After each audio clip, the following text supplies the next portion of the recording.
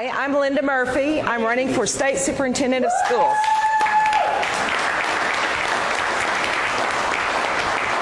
It's wonderful to be back in Tulsa today and among a lot of people that I know and some new faces as well. But first of all, I just want to thank Steve Anderson for coming today and giving us a great taste of what can be done in state government to make things more efficient, more effective, and to really provide better service to the citizens of Oklahoma. A couple of years back, Steve and I became acquainted, and we got to know each other through a lot of discussion and found that we both really agree on the basics that we need to do in education and in the state. So together with Bob Daney, who's back here today with me, Bob is my campaign manager. Steve, Bob, and I formed a corporation, limited liability corporation, to work together in an organization we call GPS, which is Guidance and Policy Solutions. That was back in February, March, I think. And so not too long after that, I'm finding that I really feel that I've got to run for state superintendent, because I see that our state superintendent is not fulfilling the leadership role that we need in the state of Oklahoma. Through 9 days of walkout/strike, for those teachers that were told not to walk, their school board voted for them not to walk. They did not close the school, and one of those schools was Western Heights in Oklahoma City. The superintendent was really chastised for standing with the school board and not allowing the teachers just to leave. Said, we need to stay here, we need to have school. Those teachers, a few of them, left anyway, so they were on a strike. They went against their board. Others technically were walking because the board allowed them the days off. So we have a real mixed bag about what happened, but my point here today is that my opponent, the current state superintendent, Joy Hoffmeister, received $150,000 in a dark fund in her first election from the OEA. Yep. Now that is documented in the affidavit filed by the DA in Oklahoma County. He filed several felony charges against her. Now he did not proceed with action in a timely manner to take that to hearing. He said, I'm not going to proceed with this now, but I have further investigation to do. Now, if you saw her press conference, you would think the charges were dismissed, everybody was cleared, and it's over. But that is not what the DA in Oklahoma County said. So will further effort be made there? I don't know. So that's not my issue today. My point today is you can't receive $150,000 from an entity that goes to your benefit to get elected and not have some obligation toward them in your own mind and in their mind. So when Alicia Priest, the president of OEA, the teachers union, was holding the mic and demanding from our legislators money that didn't exist at that moment, more beyond what the teacher pay raise was even put into place before the walkout, and she was standing there, she was interviewed by several people in the press, in the mainstream press, and they were even asking her, pretty hard-pressed those last few days, what is it you're demanding now? And she couldn't answer. She wouldn't answer, because really, don't we know it was a political game? It was a political show to get a lot of people upset that our Republicans don't care about public ed. They don't care about teachers. They don't care about children. Well, we know that is not true, and I'm here to say I am a teacher. I was certified, I have been certified for 30 years by the State Department of Education. I taught in public school in Caddo County. I also taught in Osage County for a while, and I taught special education, certified in 2 areas of special ed and in elementary ed, K through 8th grade. After I taught in public school, then I went into a private clinical setting where I worked with students that had visually related learning problems. A lot of children that are labeled as learning disabled actually had very poor muscle control of their eyes. They were skipping words, losing their place, getting confusing input So we really weren't even checking, and still are not, checking vision and the function of vision. We were checking to see if they see clear at 20 feet, and then they have 20/20. But that doesn't mean your eyes work well developmentally, the muscle control of the eyes, the eye-hand coordination. I could give you a couple of days speech about that, but I'll just say that's what I did for 10 years. I traveled around the United States and spoke and was a liaison for a foundation while I directed a clinic in Oklahoma City where I worked with students that had visual learning problems. This foundation was for research and for education for people around the United States that worked with these problems. So I spoke to big conferences of doctors and vision therapists, teachers that were in that field around the country. So in 1994, I ran for state superintendent. To fast forward to that, after I had had speaking experience, I found myself in my local community just trying to be a mom, not even teaching in the classroom at that point, had a 1-year-old at home. I found that I was on a committee where we were charged with putting outcomes-based education in our school. We were a pilot school for OBE, which was part of House Bill 1017. Now we want to talk about taxes and tax raises and money for education. Tom Pate, who was the chairman of the group that got 640 passed, where we have the constitutional requirement for 75% of the legislature to be required to vote to pass taxes. That was put into the Constitution by a friend of mine and his allies and friends. Some others are still living. He was an older man when I met him, a wonderful former school teacher, very much for public education.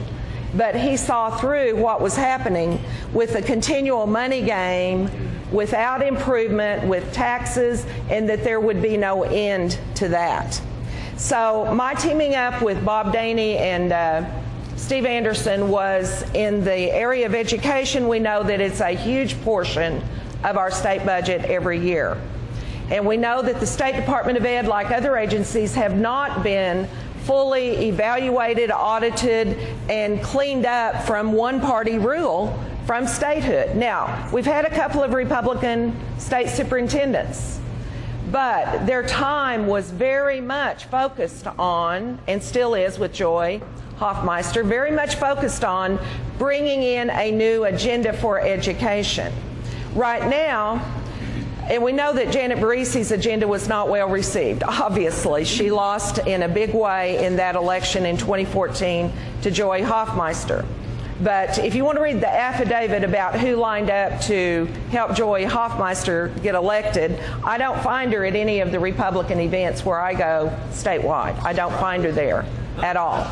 And she's in this race right now. So there will be a big money machine again. I would assume there would be more thought about how they proceed this time, but there will be a big money machine. So I need help to win this race. Please help. You know, any way you can. I have a website, votelindamurphy.com. You can donate there, you can volunteer there, you can get a lot of information about me and share that, and that will help the more we network statewide. But I'm running against Joy Hoffmeister not just because of what I know was not the way that someone should get elected. No one should be beholden to any entity, whether it's a union or any other outside organization, when you're an elected official. You represent the people of the state who elect you. That's what you should represent. So my basic platform is going to come in direct opposition to what Joy Hoffmeister is doing now. I'm for local control of education. That's number one. We've got to know that if we don't have local control, then we've got an outside force or entity making decisions for us. And right now we have nationalized testing that under Joy Hoffmeister she has put into place, the NAEP, National Assessment of Education Progress. That is the Federal Department of Education testing. We just repealed Common Core because we didn't have control of that. Those standards were copyrighted from the National Governors Association and from the Council of Chief State School Officers. So we repealed Common Core in 2014. And I was part of that battle along with Rhonda Bollman-Smith and others in this room. We worked hard to help our legislators understand the need to get out of that Common Core state standard mandate that we had. And most schools walked away from it gladly. Tulsa did not. Tulsa Superintendent Keith Ballard said, we're going to keep doing it, Common Core, and they are.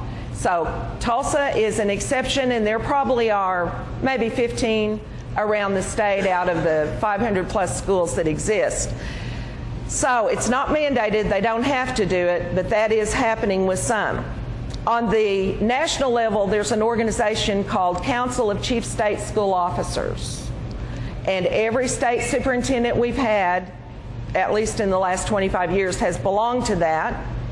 And that is another source of agendas, plans, big programs that get enforced as an experiment in our schools.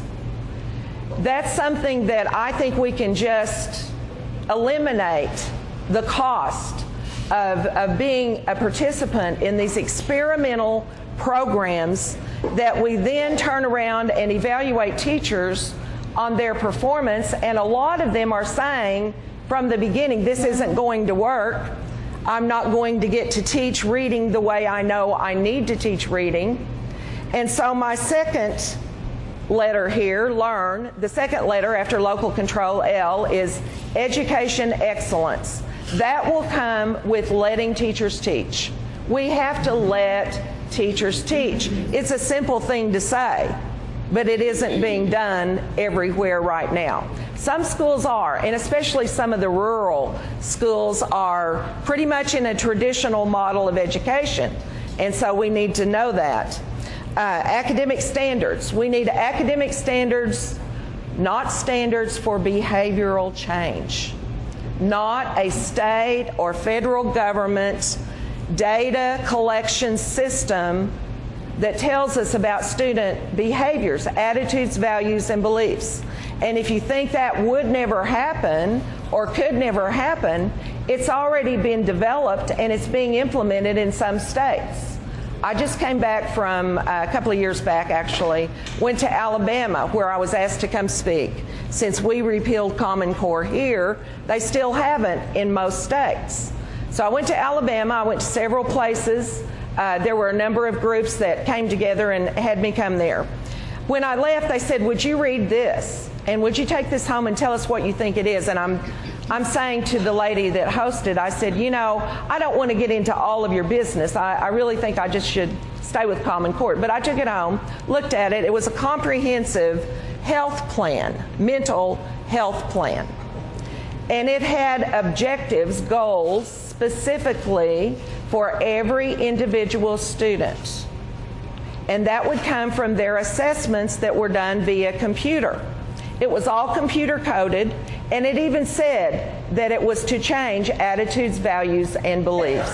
So who decides this? What is a good value, attitude, belief, worldview? We don't want the government in this. So we've got to have local control, education excellence, academic standards, and we've talked a lot about returning money to the classroom. That's something I've said for a long, long time, not just since the walkout, and we need to do that now. I believe I can do that. I need your help and support, and it will take a mandate from the people to go in and have any power to do anything with the governor that appoints the school board. And we don't know who our governor will be. We hope it'll be a Republican, but even so, Mary Fallin is a Republican, and she brought us the National Governor's Plan, which is what we fought in the 90s. It was really the same thing renamed. OBE and Common Core are cousins. School to Work and America Works are cousins. So I just say we can use our VOTEC system, workforce development. We can do these things, but let's own it and let's decide. Right. We've got enough intelligent people to do that. Thank you. You got it.